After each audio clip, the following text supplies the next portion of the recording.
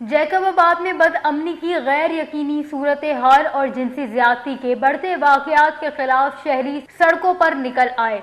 एहतजाज में शामिल मुजाहिरीन ने डीसी चौक से लेकर 0 पॉइंट तक मार्च किया। एहतजाज की क़यादत मुश्ताक सिर्की और दीगर ने की।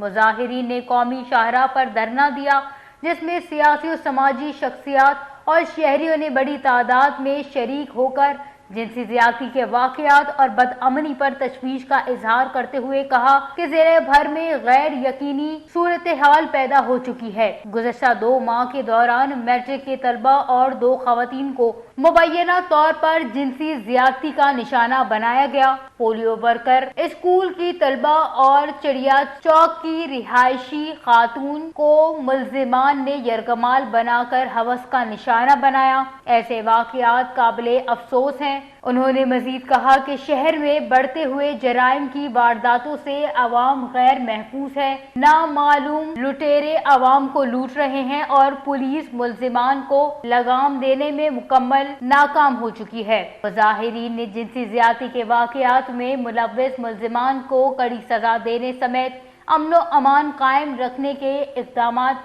और शहरियों को तहफ़्फ़ुज़ फराहम करने का मुतालबा कर दिया है। वश न्यूज़, जैकब आबाद, सिंध।